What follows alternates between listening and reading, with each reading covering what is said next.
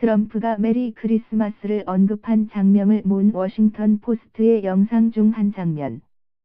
사진 워싱턴 포스트 영상 갈무리 메리 크리스마스 취임 뒤 첫 번째 성탄절을 맞은 도널드 트럼프 미국 대통령의 이 한마디가 미국에서 화제다.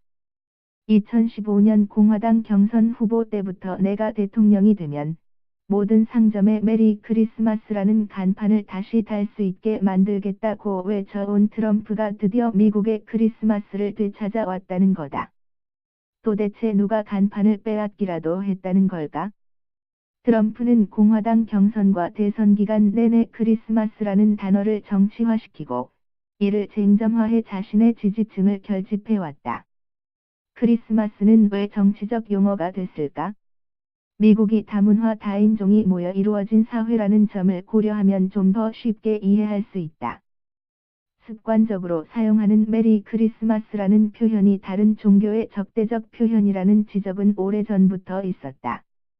기독교의 예수가 신이라는 사실을 인정하지 않는 무슬림들과 유대교 신자들, 또는 힌두교와 불교 신자들에게 예수의 탄생을 축하하며 즐거운 성탄절 되시라고 인사를 보내는 것이 적절치 못하다는 이유에서다.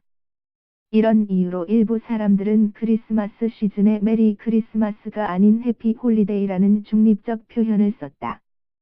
트럼프 직전 미국 대통령이었던 버락 오바마 역시 2016년 백악관에서 보내는 마지막 크리스마스 카드에 즐거운 연휴, 해피 할러데이즈 라는 표현을 썼다.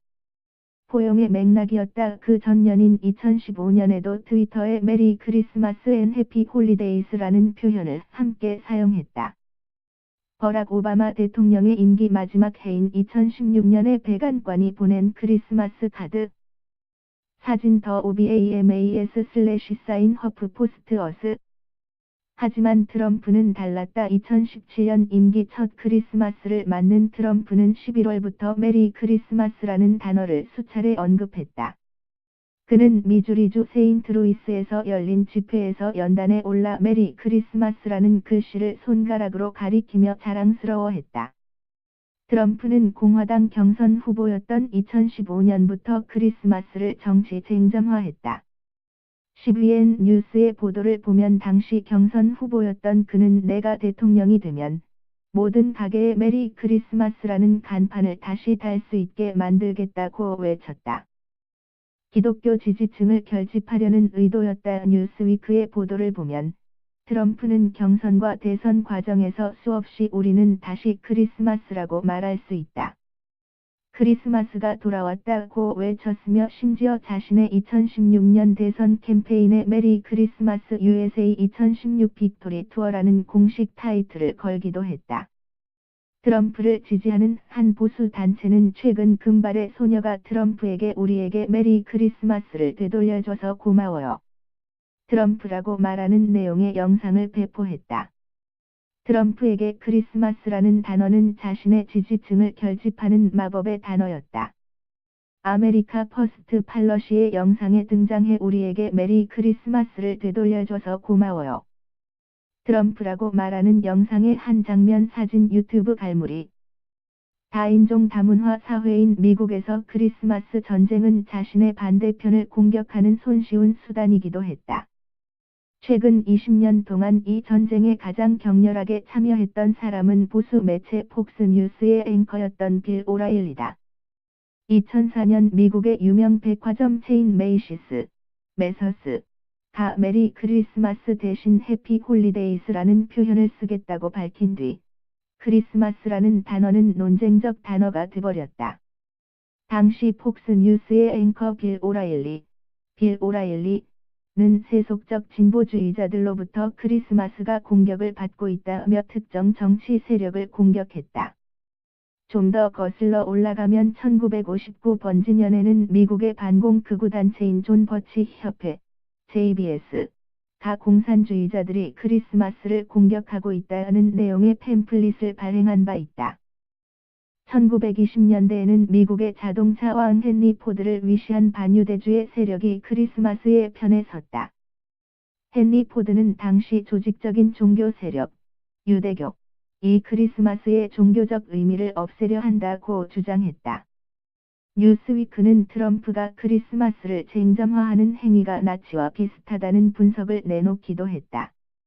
뉴스위크는 24일 트럼프와 나치는 백호 국수주의를 촉진하기 위해 어떻게 크리스마스를 훔쳤나라는 기사에서 나치 역시 크리스마스 캐럴의 가사를 바꾸고 가난한 독일인들을 위해 자선행사를 여는 등의 방법으로 크리스마스를 나치화한 뒤 이를 기리지 않는 유대인을 독일인과 구분 짓기도 했다고 전했다. 트럼프 시대의 크리스마스 풍경은 조금 바뀐 것이 확실하다. 워싱턴 포스트는 24일 현지 시각 트럼프를 지지하는 마을에서는 메리 크리스마스라는 말이 계속 들린다는 기사를 발행했다. 해당 기사는 인구 1,000명 안팎의 동네에 교회가 10개나 있는 테너시 주의 린던이라는 작은 마을의 풍경을 전하면서 법원 청사 앞에 있는 상록수에는 우리의 크리스마스 트리라는 글귀가 걸려있고 중앙로에도 산타클로스와 함께 메리 크리스마스라는 사인이 걸려있다며 트럼프를 지지하는 기독교 우세 지역의 분위기를 설명했다.